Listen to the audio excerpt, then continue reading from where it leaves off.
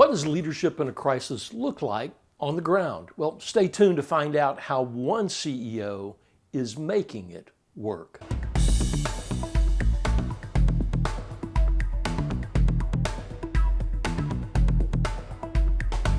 Hello, everyone. Randy Pennington here. Welcome to another episode of the Results Rule Show.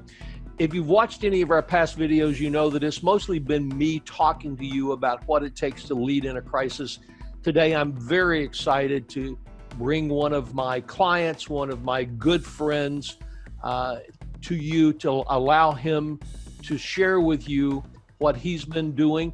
You see him right there with his mask on. He will take the mask off in a few moments, but his name is Dale Easdon. He's the CEO of two companies, Custom Made Meals and Pegasus Foods. Custom Made Meals provides protein products primarily to retail marketplace. Pegasus Foods provides products to the restaurant industry.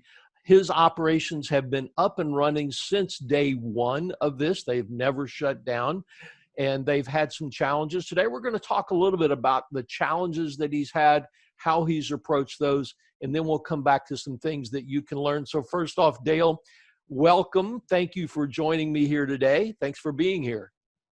Thank you, Randy, my dear friend. I put the mask on because this is our practice, and in all of our plants, we have to wear the mask at all times. I tend to leave it on when I'm on camera because I look 25 years younger, but I will take it off. And it's really nice to see you, my dear friend. It's good to see you too. So I want to take you back, Dale, because just so that we can create some context.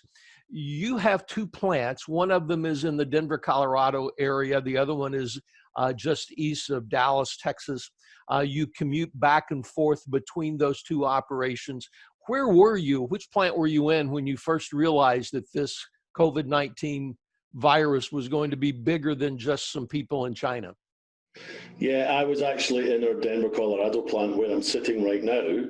And I typically spend 1 week here, 1 week in Dallas, and I do that every week for the month.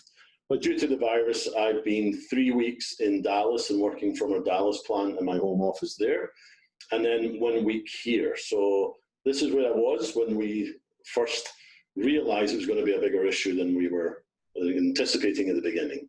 So I want to also let people know this, even though you have not dealt with something like COVID-19 before, this is not your first crisis to go through. You were with Continental Airlines, responsible for all of food service for Continental Airlines when the 9/11 terrorist attack occurred here in the United States. So just a quick perspective, how does this one rank with 9/11 as far as severity and the challenge of dealing with it from a leadership position? Yeah, really good question. I was with Gordon Bethune and the team at Continental, so I was really part of the JD Power #1 high-performing team. And when we went through that crisis, when the first tower was hit, we at Continental were losing $35 million per day. And the airline industry went straight back to zero. When you look at the situation we're in now, I actually believe this situation is worse. It's a worldwide epidemic. And the challenge is, when we made changes and reduced our workforce and reduced costs at Continental, everyone could see in the news and look at the towers and see the smoke and understand what happened. But today, it's a big challenge when it's a virus, and some people think they are going to be just fine and it's not going to affect them. Others are petrified. We've got employees who are worried. We've got some who are not. But it's a virus, and people just don't quite understand it. So I actually believe what I learned from the September 11th event and how you restructure an airline has really helped me now, but it's a totally different environment, a totally different situation. You know, there's an old saying, you can claim Texas now since you live here part of the time. There's the old saying that this is not your first rodeo, as they say. But one of the things that you learn from that is, even though when it's not your first rodeo, you learn that every bull that you ride is a little different. And that's sort of what you're saying right there. So take me back, if you would, Dale, to that very first time. What did you say to your team? How did you talk to them? What did you do to get everyone's focus changed into where you knew the world was going to go? Yeah, well, you've worked with me for a long time, and we've been together in many different companies doing significant projects. But one of the things that I did at the very beginning when I joined Custom Made Meals, and also now at Pegasus, is recruiting a high-performing team. And you've helped me with that. We've done disc profiling. We have numerous sessions together. When you have a high-performing team, then you know they're going to step up. So I think the first thing was that let's not be complacent, and let's try and be proactive and look ahead as far as we can on what could be and maybe the worst case scenario. So here in Colorado, a number of meat plants, as you well know, have been closed, and we're in the meat space. But before everybody was even considering it, 5 weeks before that, we had brought in a medical company with qualified nurses to scan and take temperatures of every employee with safety first. So we were extremely proactive, and we made decisions that I believe at the very early stages has helped us keep our plants open because of that proactive approach. So avoiding complacency, trying to be proactive and look ahead, and how do we now change our business model, which was obviously, you know, as you well know, Randy, when you build a business plan, you might have a bump in the road every month and you have to look at it as an executive. But right now, we are reinventing our business on a weekly basis. And I am not exaggerating. I'm in the beef space, I'm in the pork space, and chicken, and right now there's no beef. So last week, for the first time in 10 years in my business, there was absolutely no supply of beef. So how do you survive? Well, you adapt, you change menu, you change process. We're selling more chicken, more of our other products, but it literally is changing your business and adapting on a weekly basis. You know, first off, one of the things you said is you anticipated, and I appreciate the way you've kind of put that into context of how you approached it, but you said we anticipated the worst case. Just out of curiosity, was the worst case as bad as it is now, about the same as it is now? How close were you when you first thought of that worst case? Well, the worst case for us was to close our business. That's the worst case. And we have obviously avoided that. Now, our costs to achieve that have increased dramatically, but we were smart in doing that in the very early phase and actually saying, okay, we have to increase the sanitation. We have to bring in an additional 10 employees just to walk around, spray sanitizer, clean the door handles, and so forth. All the things that we've invested in, and tracking the virus internally, what the cases were, what the symptoms were by time of day, by shift. So the worst case scenario for us would have had to have closed the plant, had everybody tested, and then relaunch your business, which would take you probably 30, maybe 60 days. You know, that's why we're seeing it now with the meat plants trying to get themselves started again. So we've not been close to closing the plant. We've had some great results of what we've done, but I can assure you, if 5 was the worst case scenario, we'd probably sit in about 3. You mentioned that you were no beef this week. Is that spurring some innovation on your part? Are you now thinking about what if this is a long-term trend? Well, we have a great consultant who works with us who does all of our hedging and tracks all of our commodities constantly. So she's actually behind the scenes trying to get us product. And this weekend, in actual fact, we're going to get some beef. So we've been out for about 4 days, where other food spaces have been out for about 2 weeks. So we're already ramping up because we have a great partnership with our supply chain as we go forward. However, our design team here has completely changed what I call the catalog of products that we sell. As you know, that one of our catch lines here is we make cooks into great chefs on the barbecue, because we sell beef kebabs, chicken kebabs, stuffed jalapenos, and cream cheese wrapped in bacon, and so forth. So we've actually diversified more into the chicken kebabs, the chicken stuffed with asparagus, the jalapenos, and so forth. So we actually realized that there was going to be a shortage. So we actually went out and bought a couple of truckloads of chicken so that we had enough volume, because chicken prices went up dramatically. So one of the things I learned in the early stages of the airline industry is how to hedge in the fuel space. So we've actually hedged in chicken. so that when the volume went through the ceiling, we actually had the chicken and didn't run out. So again, having a great team around us, and Sean, my CFO, and Felix, my ops VP, and the team around him, and both of them has been absolutely fantastic and continually being proactive. So let's talk about that high-performing team, because you're right, you do have an extremely high-performing team. They're very talented people. What have you seen from them in this crisis that really pleased you and surprised you about the way they've operated as a team? Well, the first thing is, as the president and CEO of the two companies, I have been remote for most of the time here in Denver. I really had to stay away for about 4 or 5 weeks. As you know, I have a disabled child who's a transplant child, so I have to be very cautious. So I've been in the Pegasus plant with another excellent team, of course, and I've been working remotely. And yes, through all the great Zoom calls and daily meetings and so forth, but not being here face-to-face to strategize, my team have stepped up completely and made some real big, tough business decisions. And that really excites me. They don't need my approval because they know what would Dale do if he was here, and that's what they have done. So leaders again, Katie, Sean, Felix, all of the team have continually stepped up, and they know that we put people first, we put safety first, delivering on the promise to the customer on our product, and then of course great manufacturing practice.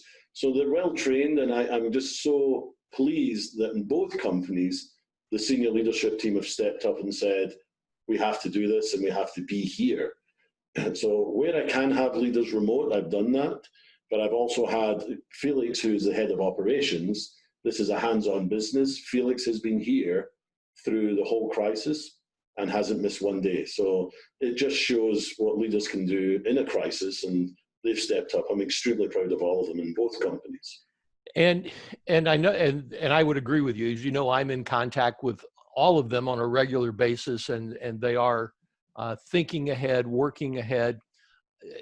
Just help me remember, how many positive cases have you had? Positive cases in either plant at this point?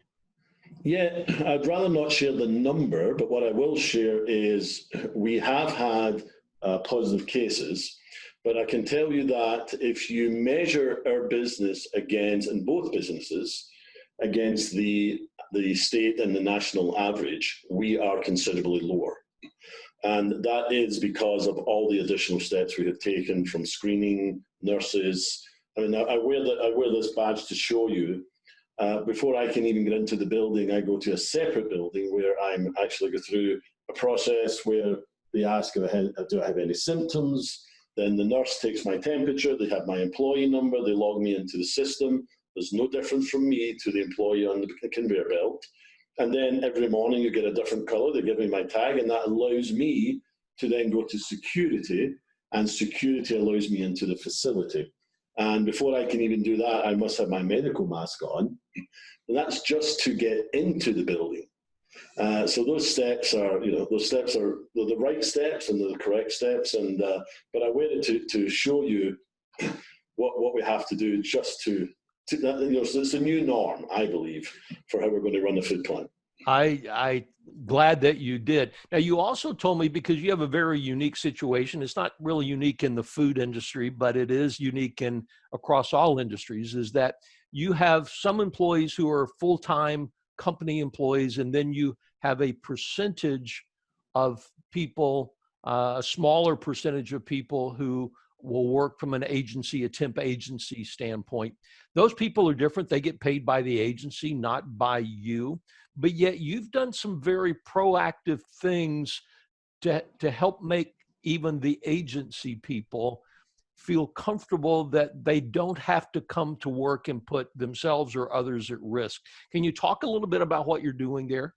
Sure. So firstly, we are averaging one town hall meeting per week. When I say one town hall meeting, it's repeated probably 20 times. So I sacrifice the whole day to hold 20-minute snapshots with every employee group in groups of about 20 people. And we've done that in both companies. and we have a translator because obviously my Scottish accent, even trying to take it to text and then Spanish can be a challenge. But we have those great sessions there. But albeit we have agency as a percentage of our workforce, when they come into our companies, we treat them as family. We always have. We never look at them as a temporary workforce. However, as a temporary workforce, they don't get all the same benefits that my Pegasus employees get or our custom-made meals employees get. But what we have said is if they go out, and because we've said, please do not come to work. If you have any symptoms whatsoever, call this number. We're going to be there for you. And no matter what the employee group is, we send a hamper, I call it, sorry, my British term, but a box. Here at CMM, we would send a box of meat home to the family to make sure they have something. And we send some of our appetizers at Pegasus to the home. But we also pay the agency employees the first 3 days of pay so that they can then go and get themselves a test and get the results.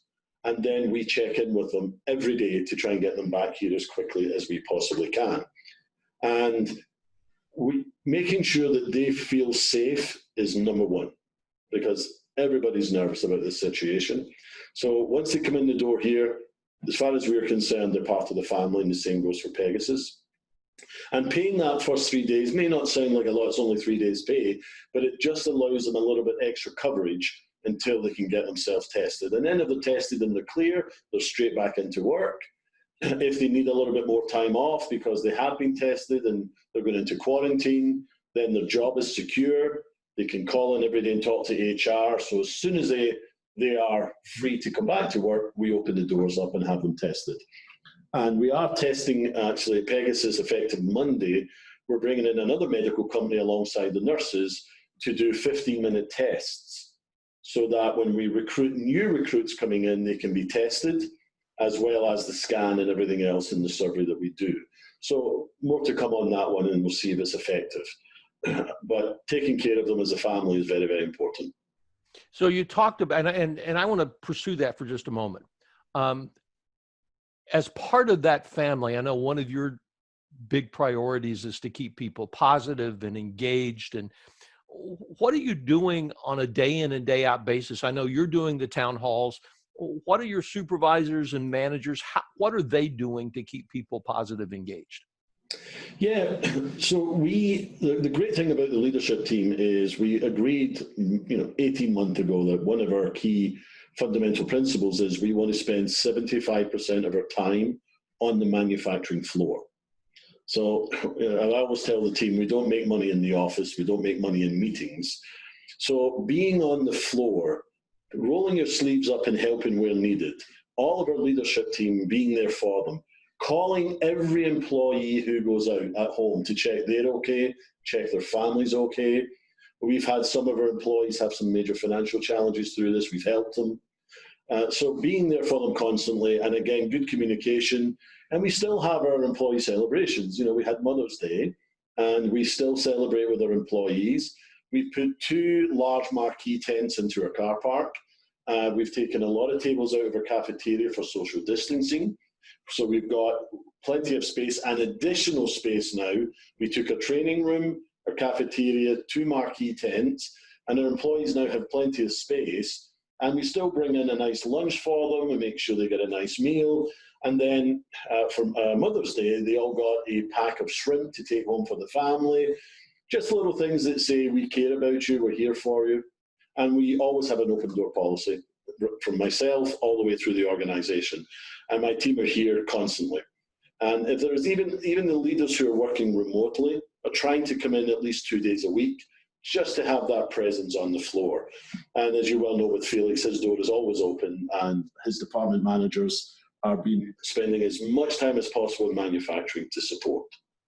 Through all of this, I know that you've stayed open. What results have you seen? Has this been worth it?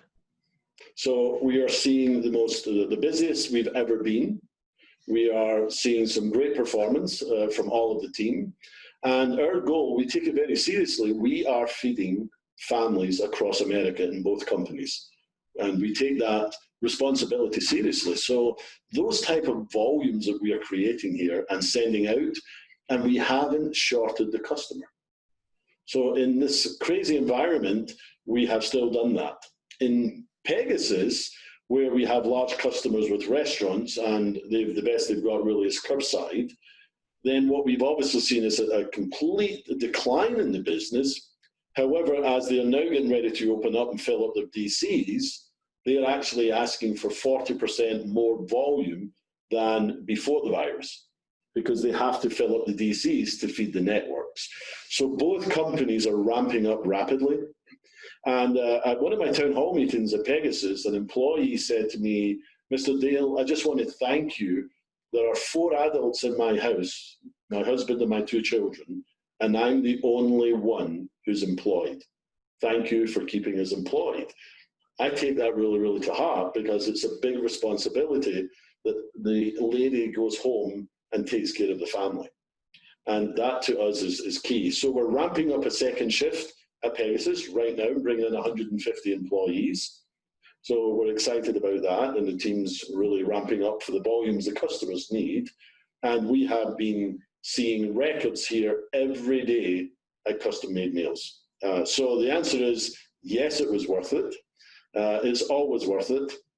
And it's really tested us on how we can recreate our business models. And that's been a big learning, not only for me, but for the whole team.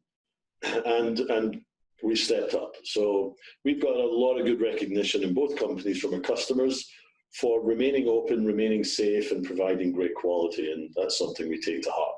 If you could talk to another business owner, a CEO, a leader in a company who right now is struggling with their business and how to keep people engaged and positive and motivated, keep production high, and continue to deliver for the customer, if you could give them one last piece of advice, what would that be? Wow. I would say that this is a new norm. Our businesses have all been reinvented, and we have to be extremely creative. We have to keep our minds open. A little example is this wonderful video call that you and I are having, where we normally sat together and we haven't seen each other for a while. But I have a morning call with both ops groups, and it's actually fun because for me, I've got my 5 vice presidents on, and 2 of them have young infant children. And of course, we're trying to have a serious conversation. And the babies are coming in and hanging, and they want to be on the camera. So we actually take time out for the children. We take time out for that. Whereas I grew up in the airline industry, and I had a boss once who had an ops meeting for the whole airline that started at 8 a.m. If you were late at 8:01, that door was closed. Because his view was, we run an on-time airline. If you can't be on time to a meeting, then you can't be taking care of your aircraft. I get the concept. So that's how I was taught, but now it's a little bit more relaxed. Take a bit of time for the children and the family who are on these calls. And if my employees can work from home safely, then I think that may be the new norm also as we go forward. And it's a little tricky when you have an operational side, but my sales team are working from home, which is wonderful also. So I would say new norm, if you have to be here, clear the calendar, no need for all the meetings right now. It is be close to your employees, be close to your managers, have an open door policy, and have as many town hall meetings as you can, and don't delegate that task. It's important that the employees and the managers and the supervisors hear from you. And don't share all the bad news of what could happen if our business changes dramatically. They don't need to hear that. They've got enough worry when they go home to the families. And just be communicating and be there. So I haven't missed one day since this virus started. I have either been here or I have been in the plant in Dallas. Because my view is if I expect 1,100 people to come to work for me, then I need to be there also. I keep safe, but it's very important. And I know that you're working all those times because you end up calling me and we end up talking for an hour after you've already put in a full day. So I know that you're working not just every day, but you're working long days to be able to work together. Dale, my friend, as always, it's so wonderful to see you. I look forward to our visit. I look forward to the next time we can sit down and have a glass of scotch or have a glass of bourbon or share a nice meal together. In the meantime, I so much appreciate what you've done today. Stay safe, my friend, and we'll talk soon.